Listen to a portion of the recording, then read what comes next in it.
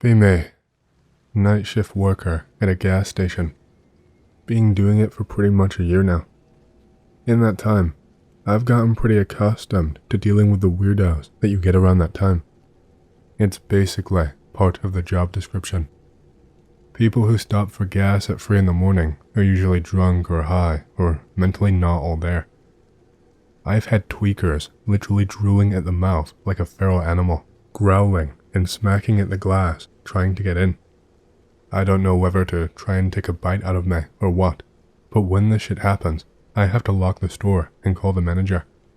He usually just tells me to sit tight and only allow gas payments through the window. Asshole.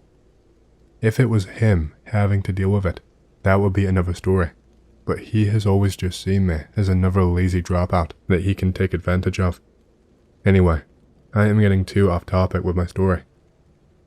I had something happen last Friday that was unlike anything I had ever experienced before. As usual, I was on my own in the gas station, just like every other night.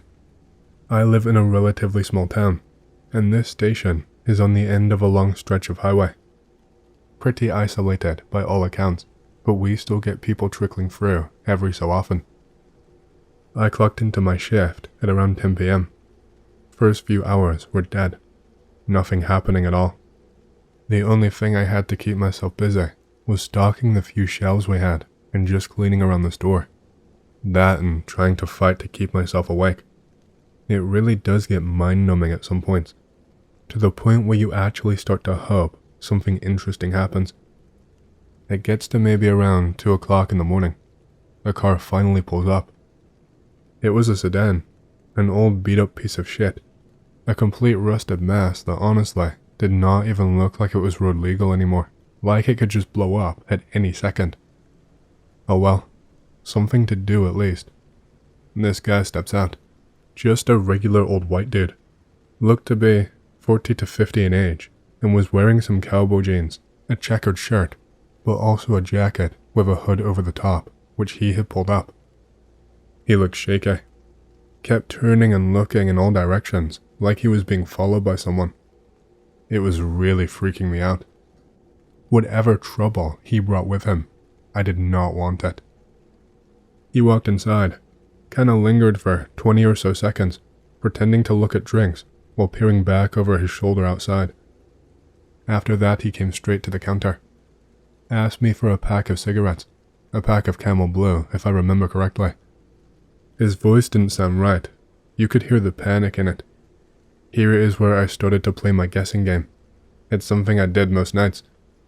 Is he mentally ill, on drugs, or genuinely afraid of someone? It was usually the first answer, sometimes the second. I rang him up, and the guy basically did not look at me the whole time, either over his shoulder or down at the floor. I was really getting the creeps. I asked him if he was cool, and he just kinda stared at the counter and nodded at it, all like while wiggling from side to side, writhing almost. Could not keep still.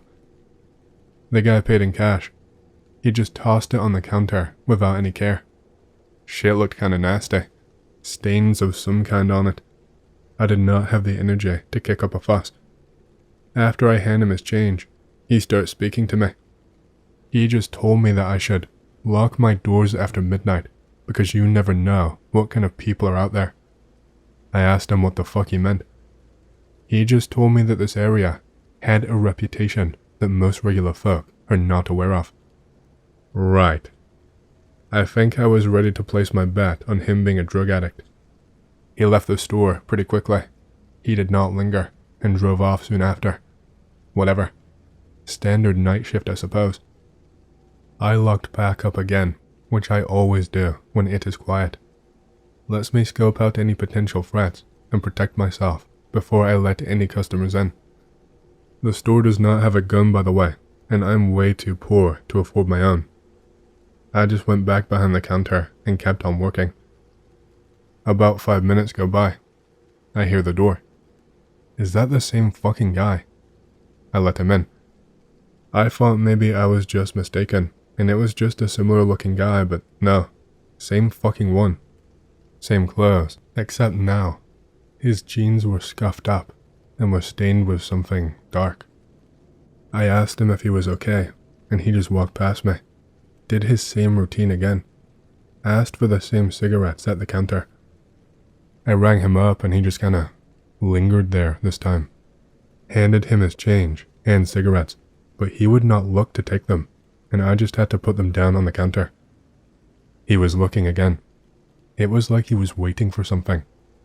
I asked again if he was okay, and his demeanor fucking switched, just like that. He gave me a death stare and snapped and told me to shut the fuck up if you know what's good for you. I was left speechless. I did not say another word. He stood there for another 5 minutes, staring outside, and then turned back, grabbed his shit, and told me to lock my fucking doors and don't step outside again tonight. What the fuck? Earlier, it felt like he was warning me. This time, it was obviously a threat. I could not even react to him. He was gone way before I could. Sped off in his car. That's what he wanted me to think anyway. I ran to the door and locked it immediately after he left, but I made sure to listen. He stopped his car not far down the street. Guess he thought I wouldn't pay attention due to fear. I called my manager. He had no sympathy. Just told me to do the usual and just allow gas payments through the window and not let anyone in. I spent the next hour pacing back and forth and panicking. Thankfully, no other customer showed up, so I did not have to worry about actually doing my job. I felt like I was losing my mind. It did not help that the lights on the outside kept flickering and looking like they were going to lose power. Such a shitty gas station. I could not stop shaking, and I basically watched the monitor all night. Then I noticed something on the monitor. The cameras outside were picking something up, something barely visible in the darkness. It looked just like a shadow, but then I looked closer. I could see a face. It was by a tree, partially obscured, off to the side of the gas station. I thought it might be that weirdo again, but it wasn't him. I don't know how to explain it, but the face did not look human. The eyes were much too large. They were looking directly at the camera, unmoving. Maybe it was the poor quality of the camera, or my mind playing tricks on me from the fear. But the mouth, it just looked like a gaping hole. The face stared for a good few minutes. It did not blink or move. Then the gaping hole, it turned into a smile. Wide, impossibly wide, the opposite of a friendly grin. It looked satisfied, like someone who was confident they had gotten their own way. I told myself it wasn't fucking real, that I was just seeing things. I tried to look outside the window with my own two eyes, but I could not make anything out. I was just stressed. I was just imagining things. I shut the monitor off. My manager would not answer, so I left him a voicemail saying that I did not feel safe anymore and that the guy had threatened me, that I wasn't going to put my life at risk for shitty pay. I grabbed my stuff, locked everything up, and ran as fast as I could to my car. I drove home, basically speeding the whole way on the empty roads. It took me hours to get to sleep that night. I woke up the next day to 2 voicemails. The first one was a scathing message from my manager, cussing me out for being a lazy piece of shit who would be lucky to still have a job there. And then another one, again from my manager, a few hours apart. He did not seem so angry anymore. He was unlike himself, meek and almost apologetic. He just very solemnly asked me to come in ASAP, that he needed my help and that the police wanted to talk to me. When I heard this on the voicemail, I immediately started to fear the worst. I feared that the guy did come back and took drastic action. I could feel the sweat dripping off of me, thanking my lucky stars I went home when I did. I drove straight there, did not even take a shower. The police sat me down and very calmly asked me about what happened that night, to describe the guy that came in the store, what he was wearing, how he acted. I told them everything verbatim and asked what was going on, what the guy did. The two officers shot each other an uneasy look, and I asked if he hurt someone. The more senior-looking guy started to speak. That's just it, son. He didn't do anything. What? He never came back here after you left. Matter of fact, he did not make it far from the gas station. We found his car dumped down the street off the road a ways. He took a pause and kind of hesitated, like maybe I wasn't meant to know all of this. This next part, I'm only telling you for your benefit. You did not hear it from me. You tell no one, got it? I just nodded. We found 3 bodies about a mile down the opposite way to the car. All torn up. Couldn't make out any faces, which is why we called you down. We don't even know who the other 2 poor souls are. I was speechless. I felt like I was still dreaming. Whoever killed him didn't even try to hide him. We're looking for the bastard now.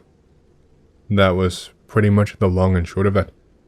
The manager apologized to me in his own sort of way, but I quit on the spot. Fuck that shit. I am never working nights in a gas station again. Never got an update. Did not even make it into the local newspaper. I guess they were keeping it under wraps so as to not scare the locals. I got one for you all. I had this friend who said he will kill us if he ever ran into us again. He said he had killed some kind of a creature, and that there were 2 other creatures waiting to ambush him. I thought it was a complete fucking joke. After he left, he said he didn't need to explain himself. I am the smartest in our group of friends, and able to understand most things. He was saying some really silly shit. He is the kind of guy who spent the last decade of his life on forums trying to uncover the worst things out in the darkness. He just drops his decade-long partners in crime, saying it's the only way he can be happy, that he does not want to be caught again. He doesn't even acknowledge that we own a business together, nor how happy we were when we got in the local paper. This guy spent 10 years of his life in a place of desperation, yet I could feel he knew exactly what he was doing. That didn't make him leaving suddenly any less depressing. I wish I could have told him how sad and horrible it felt that he was leaving. I wish I was able to understand where he was coming from. Right before he left, he started to go crazy. We were at his house. He would shoot guns into the darkness. He ended up shooting his girlfriend's cat, yelling about the creature like a crocodile that might have been a monkey. We would be watching TV, and suddenly, the TV would turn into a black screen. He would scream, "I shouldn't be watching this much TV anyway." He would go on tirades about how the world has turned into a shitstorm, and that he was trying to put out the fires, and a bunch of other crazy shit. He tries to level with me at some point. These anomalous phenomena are the most horrifying things humanity has ever seen. I could not take him seriously. He would go on about how everything seems to be going in a slightly twisted direction, but not in a way that you can see.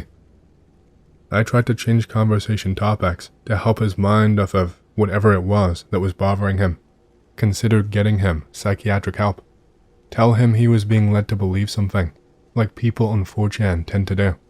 He would be the weirdo who came along and did the thing they told him to do, and wind up dead because of it. He is in a state of mind where he was totally oblivious to outside influence. He tried posting online to get donations for equipment and stuff. People criticized him for making up things for around these weird characters he had drawn. The drawings were very disturbing. I always asked to see them, and he would show them, but never let me hold them. This shitstorm is being caused by evil forces anon. All he was achieving was giving people nightmares. He said he was going to write some kind of manifesto. I talked him out of it. He already started, but never finished. It contained who he was and what he was doing. After reading this, I started to understand. He talked about having a younger brother who went into the woods who was found dead, mauled by a bear according to the coroner. I never knew he had a brother. He never told me. One time before he left, I talked to his mother, who was visiting out of town. We were friends just out of high school, so I never met either of his parents. She told me about the son she lost. I told her about how I thought his mental health was deteriorating. He never thought it was a bear. After his brother died, he spent almost all of his time in the woods. I always thought he was just some kind of survivalist. I did not think he was in the woods for any particular reason. He was looking for something. I think he found it. I thought back to his drawings. They were of a killing in the forest by some kind of grotesque monster surrounded by a bunch of people, literally hugging trees. I don't know if they were cultists or if this was supposed to symbolize something. People were mad at him because he blamed them for the death of his brother. His talk about it stopped right before we became friends. Realized he has some kind of PTSD related to his brother's death. I confront him about it. He said that I had become too involved and it was time for him to leave. He was leaving to protect his friends. 3 weeks later, he was found near the side of a road, loaded with ammunition, holding a rifle, bled out. Apparently, he was mauled by a bear.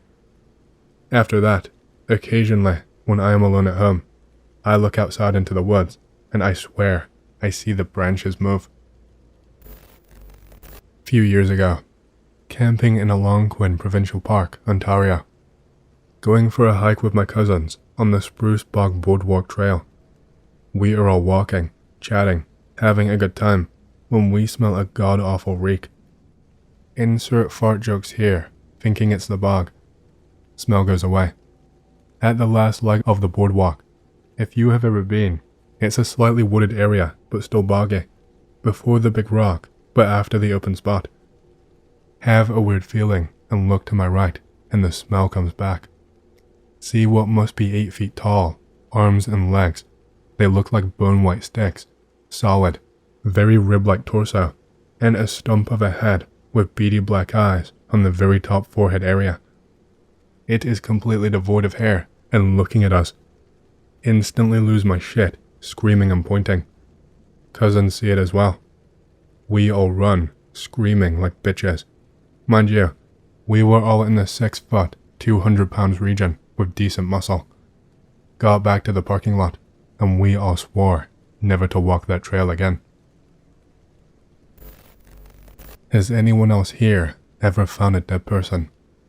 As the title suggests, I am wondering if others have, and how it affected them over time.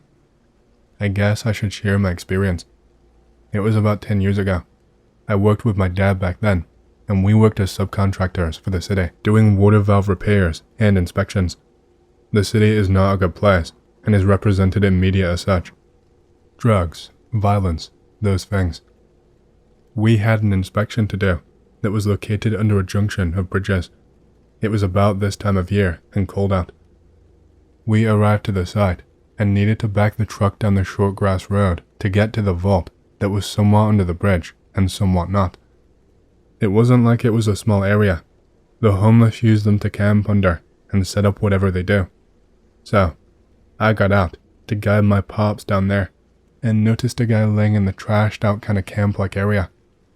I did not think much of it at first, but as I kept directing my dad, I realized he was perfectly still, when usually the noise and commotion would alert them and they would get up and move and see what's going on.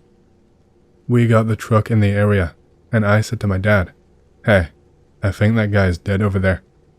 My dad instinctively said, "Oh no, he's probably just asleep or high or whatever," but he realized pretty quickly that something was off with the whole scene.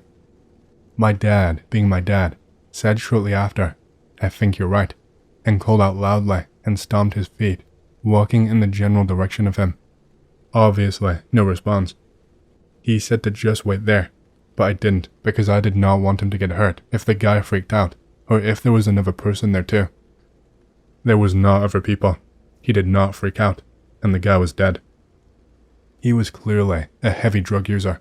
The trash had the usual needles and bags and cigarette bottles, so he was not the only one that stayed there. His eyes were wide open, sunk and blackened. We only needed to see for a moment to know that he was gone. We got a hold of the police, and homicide came out, along with an ambulance, to make sure.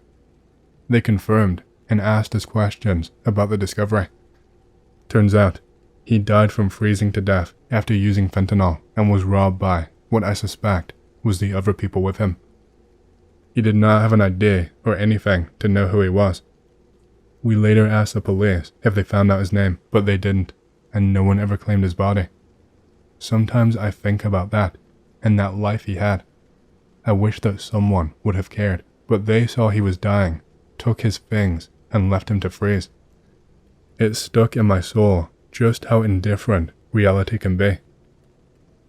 Me again. I don't think anyone is reading this, but I am using this as a way to get this off my chest. I talked with my pops an hour or more ago and brought up that experience, and he told me that they actually were able to get an ID on him. He doesn't remember the name, and that he was from Georgia. He got the info because he is friends with a homicide sergeant in the city. To sum it up, after a few months, they matched his DNA prints, or whatever, to crimes there, and found that he was originally from there.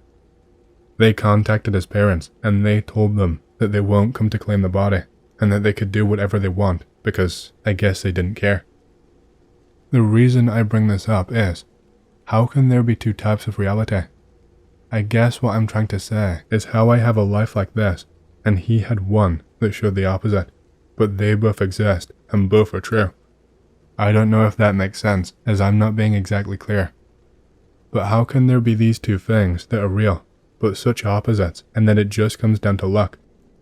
Maybe this isn't the right place to ask about this shit, but I read about the spirituality and beliefs people have, and I am just confused about how to make sense of the totality of indifference reality presents. I'm not nihilistic or absent of morals or anything like that, but if someone has something I could read or think on to try and make sense of it, let me know. If this does not make sense, sorry, but it's got me confused. It's been about a decade since I went sober and cleaned my life up. I'm alone around the house for the evening. My wife is still working. We don't have any kids, and I'm homebound with a broken leg, thanks to an accident at work.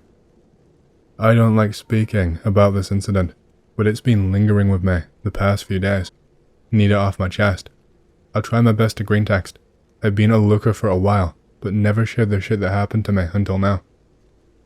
Be 23 years old. No chance of getting into college. Grew up and live in an utter shithole in a town in California. Already have a criminal record. Stabbed a few people. Robbed a place. Got in trouble. Nobody's gonna hire me.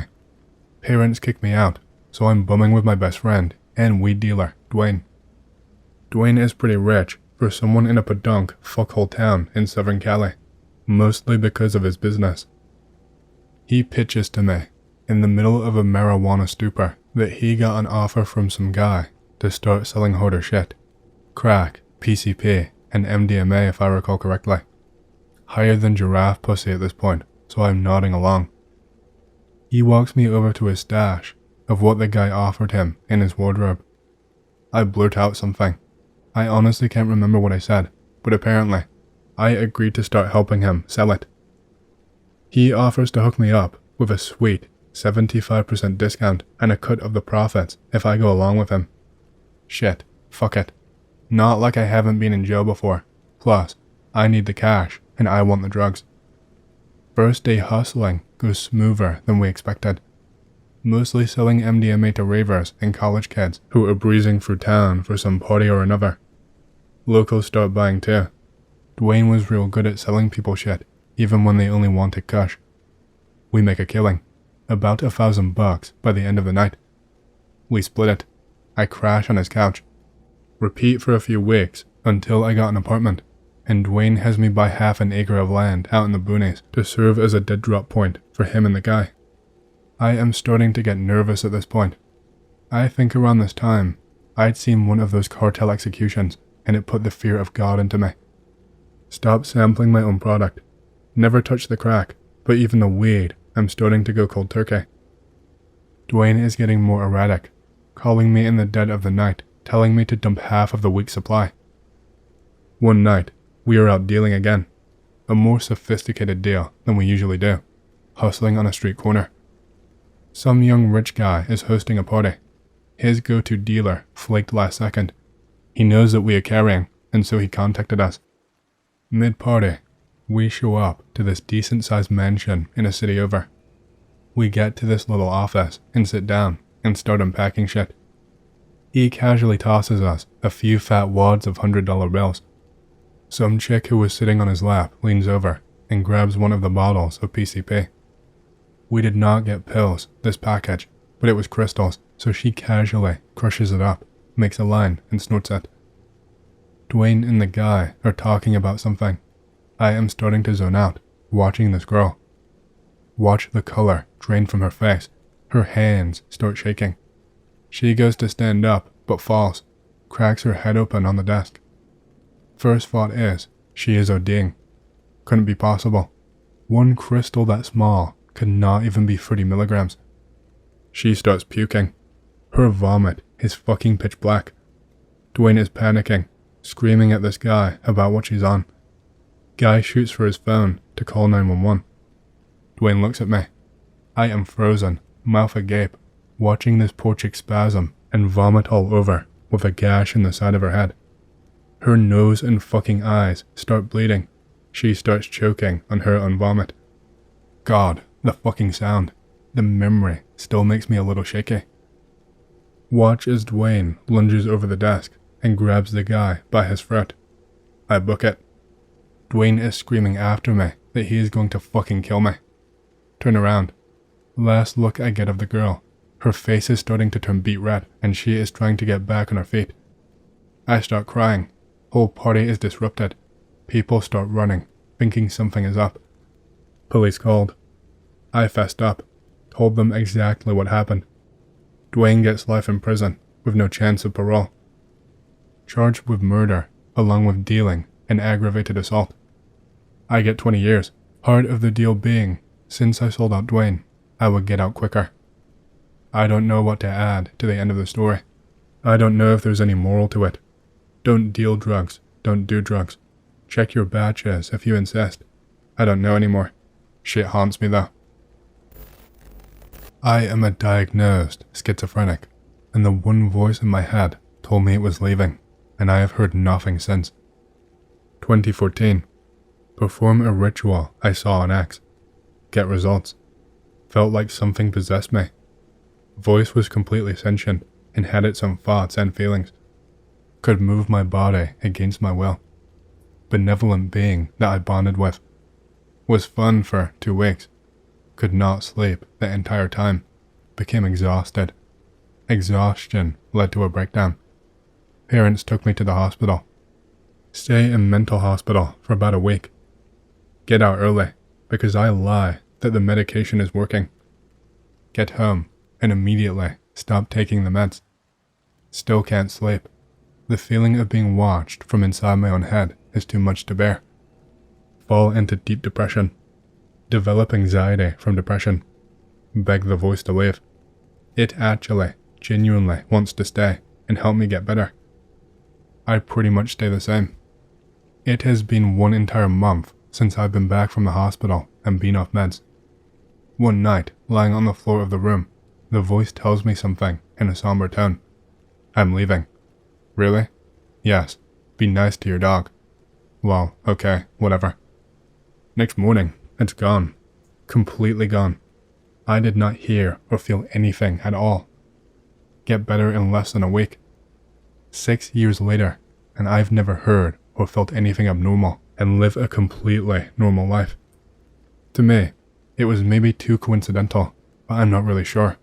Or maybe my schizo brain took pity on me and fixed itself.